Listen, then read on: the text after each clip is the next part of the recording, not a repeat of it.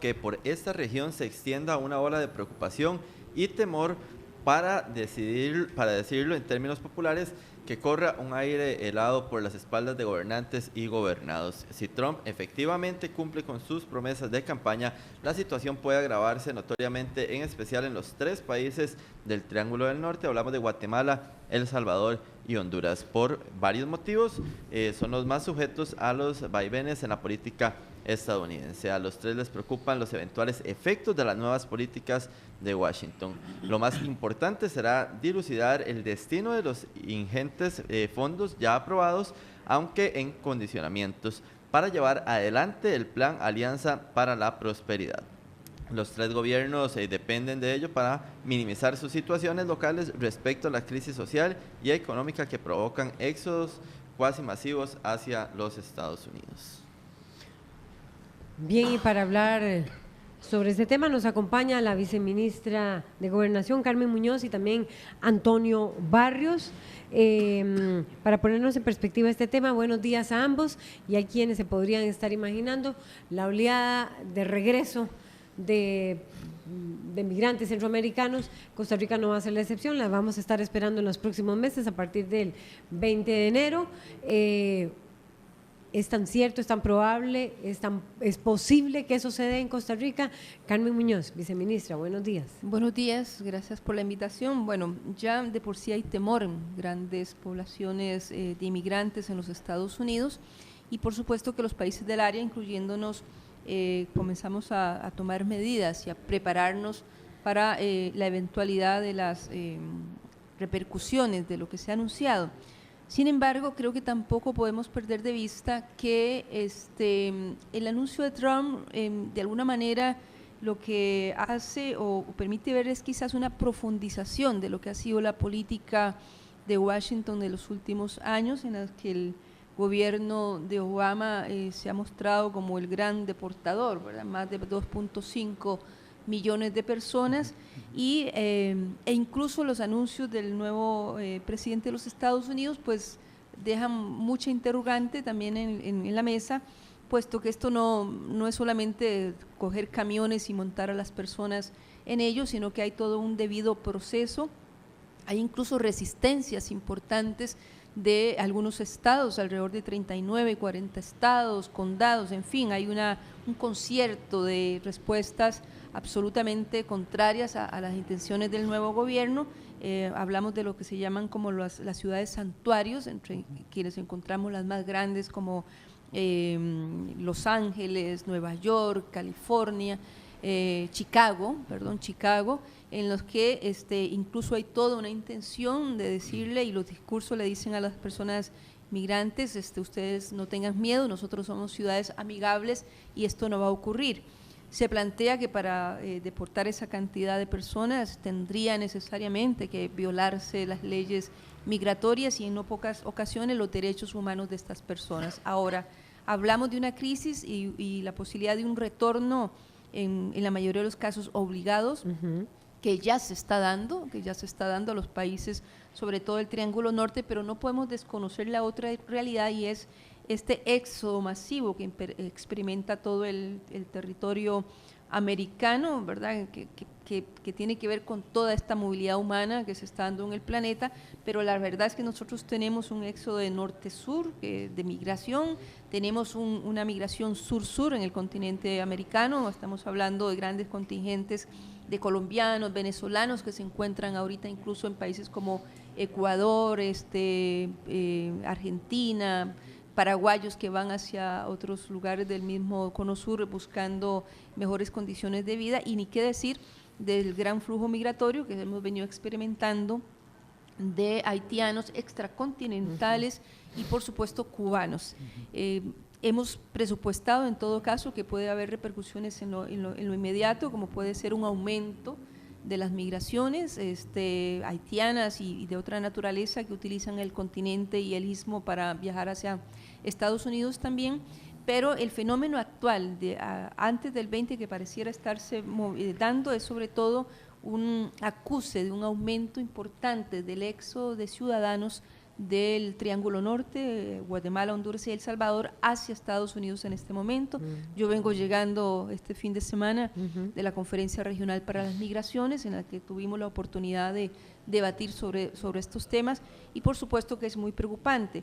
Ni qué decir de que, como lo planteé hace un momento, hay ya de por sí una agresivísima política del gobierno de los Estados Unidos de deportaciones tanto obligadas como voluntarias, lo que llaman ellos el retorno voluntario, en acuerdo con los países, sobre todo emisores de migración, que tiene sus resultados. Sin embargo, yo personalmente tengo una gran interrogante acerca de la efectividad de estas medidas, toda vez que también se observa un regreso al punto de origen de muchos de estos ciudadanos. Datos contradictorios y no claros dan cuenta de que de entre el 4.7% o más del 20% de estos ciudadanos que son retornados voluntariamente a sus países de origen estarían emprendiendo el regreso. Claro. Y ni qué decir de las condiciones en las que ellos son aprendidos o sostenidos en los países antes de las deportaciones. Así que el panorama es complejo. Creo que en lo que respecta al gobierno de la República corresponde no dormirse en los laureles, a efecto no solo de prever este aumento del paso por el territorio, sino la devolución eventual también de costarricenses. Revisando los datos últimos de este año, dan cuenta de que alrededor de 100 costarricenses han sido regresados en los últimos días, y por supuesto prever que ante el recrudecimiento de las medidas e incluso fronterizas pudiera eventualmente quedarse mucha de esta gente que está subiendo, que entonces eso nos ofrece otro problema, ya no solo la asistencia de carácter humanitario básica que ha estado dando el país, sino la eventualidad de que algunas de estas personas se pudiesen quedar en el territorio nacional. Entiendo que incluso los haitianos están pensando ya, por ejemplo, en primera instancia en quedarse en México como destino final, dependiendo de la realidad. Entiendo que hay ya varios miles de ciudadanos haitianos listos para ser deportados masivamente hacia su país de origen, así que el tema es complejo y bastante Pero crítico. sí se prevé un incremento de paso. Voy a escuchar la opinión de Antonio Barrios, analista. Bueno, me dicen, ya tenemos una información de la Voz de Estados Unidos de América que hace más bien un análisis diferente de lo que podría suceder con la llegada de Donald Trump al poder y la situación de los migrantes en Centroamérica. Si bien el triunfo de Donald Trump desató el pánico entre quienes viven en Estados Unidos sin documentos legales, Luis Quiñones, miembro del Consejo Nacional Hispano de Asesoramiento del presidente electo, asegura que no hay nada que temer. No van a haber deportaciones masivas, como mucha gente tiene miedo ahorita. Que por favor se calmen y que tenemos un programa de legalización para poder darles el sueño que ellos quieren que es la legalización en este país. El plan migratorio de Donald Trump, según explicó Quiñones a La Voz de América, beneficiaría a unos 14 millones de inmigrantes indocumentados que ingresaron al país antes del 1 de enero de 2014. También cobijaría a los jóvenes amparados bajo el decreto inmigratorio del presidente Barack Obama, mejor conocido como DACA, y a quienes actualmente gozan de un estatus de protección temporal. Tienen miedo de que el programa de los Dreamers se va a desmontar. Sí, se va a desmontar porque no va a ser necesario. El TPS o la posición de protección temporaria también se va a deshacer porque no va a ser necesario. En vez de tener un programa que les permite estar aquí cada 2 o 3 años, lo vamos a volver parte del sistema. Y como si fuera poco, Quiñones asegura que una vez sea reforzada la seguridad fronteriza y hayan sido deportados cerca de 3 millones de inmigrantes indocumentados con antecedentes criminales, se abriría una vía a la ciudadanía para quienes, según él, se lo merezcan. Y les vamos a dar la oportunidad, después de que todo sea sentado, después de 5 años, a que se vuelvan ciudadanos americanos. Si no lo quieren volverse, entonces preferimos que se vayan, porque no van a tener la lealtad y el amor para este país. Y ante la posibilidad de una nueva ola de inmigración ilegal proveniente de Centroamérica, provocada por el triunfo de Trump, el mensaje de Quiñones es claro. No. Queremos que no arriesguen su vida, que gasten dinero que no tienen, porque no se les va a dar la legalización. Quiñones y otros líderes hispanos que forman parte del Consejo Asesor participaron en una teleconferencia con el presidente electo tras su victoria y confían en que el plan recibirá el total respaldo del Congreso. Angélica Herrera, Voz de América, Washington. Interesante porque Luis Quiñones decía en esa nota de La Voz de Estados Unidos de América que más bien van a cambiar las condiciones. Él es el encargado de asuntos hispanos de Donald Trump y que más bien ya no va a estar el TPS, va a cambiar y ya no va a haber un programa en el que la gente cada 2 o 3 años tiene que renovar, sino que se van a quedar allí, todo lo contrario a lo que se prevé. Sin embargo, la viceministra hablaba de que recientemente en esa cumbre le decían está aumentando el tráfico de personas, la oleada de personas hacia los Estados Unidos provenientes de El Salvador y Honduras. Sí, bueno, es evidente que va a aumentar porque al existir todavía incertidumbre sobre lo que va a pasar con esta medida, sobre todo porque Trump en particular no ha sido lo suficientemente claro de cómo va a ser las medidas que van a tomar, eso está generando una situación de incertidumbre de que esto va a acelerar la ida de inmigrantes para tratar de alcanzar a Estados Unidos antes de que Trump se juramente. Ahora, ¿qué es lo que está ocurriendo? Cuando uno habla del DACA y el DAPA, que son 2 de los programas más importantes del presidente Obama, ahorita están en vilo en la Corte Suprema. Es decir, hace aproximadamente 3 años el estado de Texas, que es uno de los estados más conservadores y como lo hemos hablado en otras entrevistas, tiene 10 millones de hispanos. Es el estado que se ha opuesto más a la aprobación y a esta iniciativa o esta, lo que llaman estas acciones ejecutivas del presidente Obama, por cuanto estaría obligando a algunos estados a procurar ayudar a legalizar a los migrantes. Entonces, Texas, junto con otros 26 estados, interpusieron una demanda contra el gobierno de Estados Unidos, porque eso es muy factible en Estados Unidos, en donde dejan en entredicho las bondades o las imposiciones que el presidente Obama ha hecho respecto al tema de estos 2 grandes programas. Y eso ha hecho precisamente que, ante la falta de un juez, que fue el que murió hace aproximadamente un año, Antonin Scalia, el empate de 4-4 deja en vilo el futuro de esto. Ahora, la pregunta es, ¿puede el presidente Trump echar para atrás esto? Por supuesto que lo puede hacer, porque es retornar de una falta de resolución por parte de la Corte Suprema ante la falta de un abogado, ante la falta de un juez, puede perfectamente echar para atrás. Por eso es que Luis Quiñones habla de que perfectamente esto se puede desmantelar en función de tratar de adaptar las políticas del futuro presidente Trump a lo que él pretende hacer en materia de migración. Y eso precisamente sigue generando una situación de incertidumbre porque estamos hablando de 11 millones de personas que están a la espera de verse beneficiados con el DACA y el DAPA. Es decir, es una enorme cantidad de gente, de las cuales 5 millones ya tienen en este momento todo un proceso de haber metido papeles con toda una situación muy compleja que implica poder acceder a este beneficio de poder beneficiarse. Ahora, aquí hay una ficha, esta es una ficha legal interesante, oficial, de lo que significa. Si ustedes supieran todo lo que le piden a cada uno de los migrantes en Estados Unidos, tanto indocumentados como ilegales, porque hay que hacer una diferencia en eso.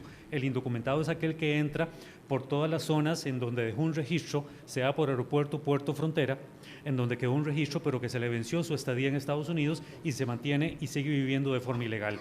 Y el ilegal es el que entra por cualquier parte del país sin que las autoridades se enteren por dónde entraron y permanecen dentro del país escapando de un estado a otro precisamente para no ser deportados.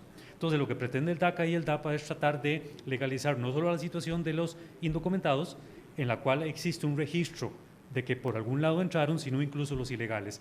¿Quiénes tienen más temor ahí? Los ilegales, porque ni siquiera entraron a Estados Unidos con un pasaporte. Entraron totalmente, como se dice popularmente, entraron mojados, no hay registro, no tienen documentos, no tienen un pasaporte, no se sabe quiénes son, mientras que los indocumentados son los que tienen eventualmente más posibilidad de poder, porque hay un registro, tienen un pasaporte, hay una boleta de entrada que dejó en alguno de las entradas oficiales a Estados Unidos y consecuentemente pues tienen un poco más opción.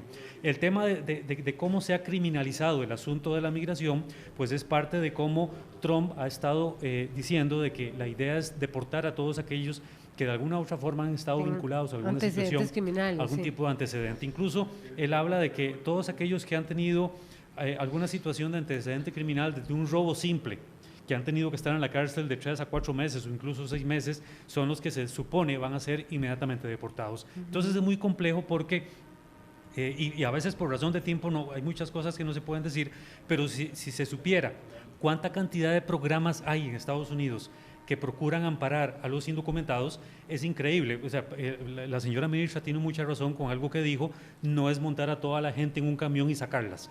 Para eso se requeriría toda una logística. Los latinos están tan altamente organizados en Estados Unidos, incluso con bufetes de abogados, organizaciones que los protegen de que no solamente de sacarlos y ya el asunto se resuelve. Sacar 5 millones de personas o 11 millones, como lo hablaba Trump en campaña, es ver cómo ha cambiado ahora su discurso y es ver cómo lo ha moderado, en el entendido de que él tiene que entender de que no es como lo pretendía en su discurso, porque ahora, antes fue candidato y ahora es presidente, y él sabe de que no simplemente es violar las leyes frente a una gran cantidad de personas que cuando ya han llevado a cabo todo un proceso de legalización, les dan un papel en donde cualquier oficial no los puede detener ni los puede deportar porque hay pruebas que eventualmente están ya en un proceso de legalización.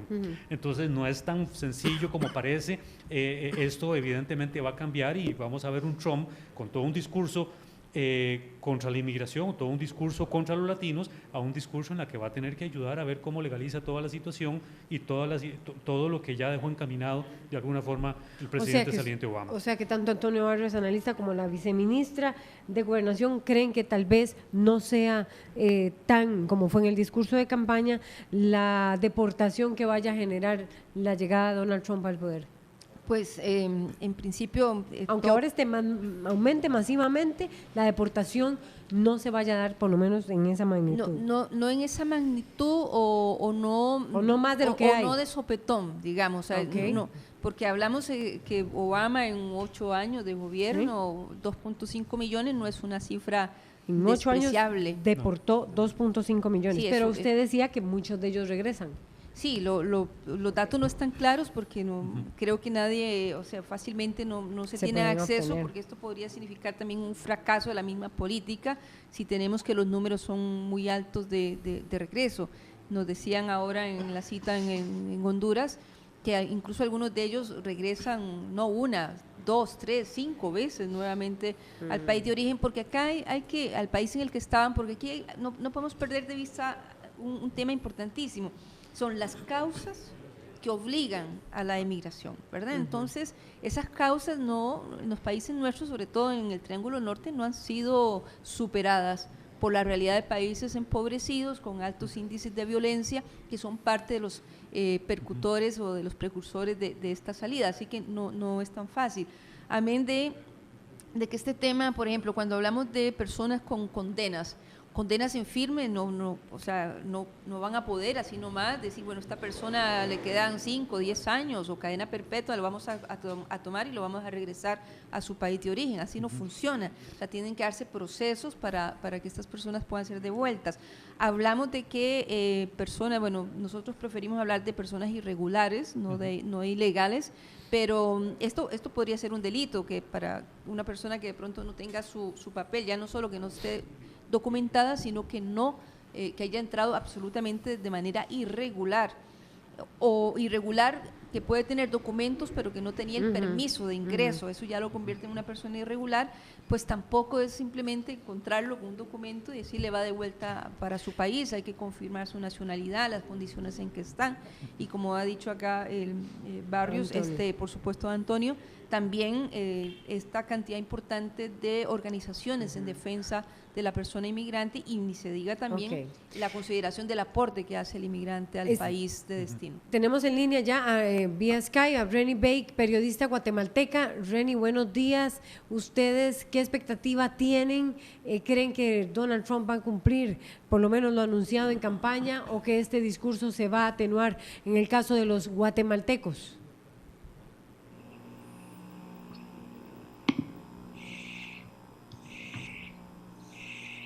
¿Aló? Sí, adelante, Renny Bake, periodista guatemalteca, le escuchamos. Pues mire, estoy en una llamada, fíjese que hoy no voy a poder, quedemos mañana a las 11.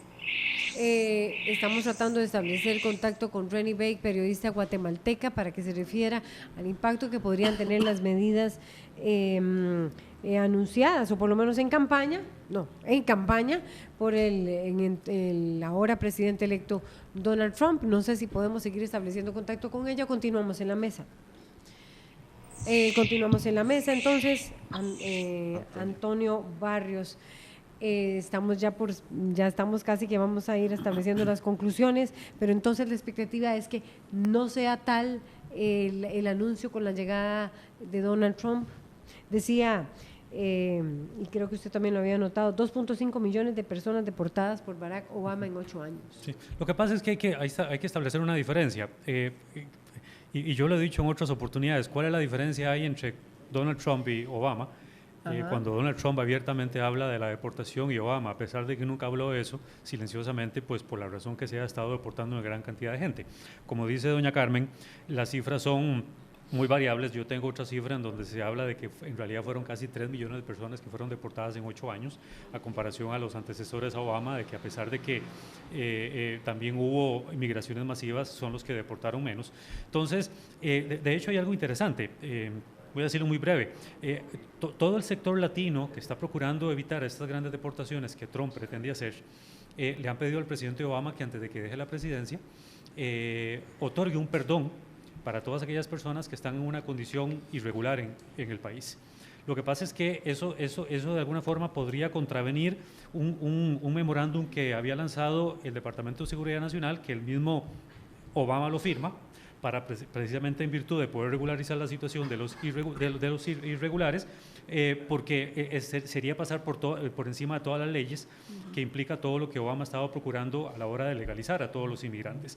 Entonces, por eso es que Obama no ve posible, o al menos la expectativa es de que no ven posible que Obama, antes de que deje la presidencia, pueda otorgar ese famoso perdón, que sería como una acción ejecutiva última que él daría como para evitar de que Trump masivamente, en caso de que eso llegara a ocurrir, no empiece a deportar a toda la gente que está en una condición totalmente irregular dentro de Estados Unidos. Entonces, eso sigue generando incertidumbre y no se sabe en realidad qué va a pasar, por más que mucha gente habla de que esto no va a ocurrir, o Luis Quiñones, que había sido en algún momento gobernador por Texas, que ahora es uno de los asesores más importantes en temas hispanos, diga que no. Entonces, todo puede llegar a ocurrir. Faltan 4 años, ni siquiera está juramentado, y al igual que el presidente Obama, puede aplicar medidas muy silenciosas para ir reportando a toda la gente. Así que en realidad no hay nada escrito en ese sentido. Cerrando, Carmen Muñoz. Gracias. Sí, yo creo que él hará realidad su promesa. Lo que es muy claro es que no podrá deportarlos a todos de una sola vez, y tendrá que observar los procesos, la legalidad y los derechos de estas personas.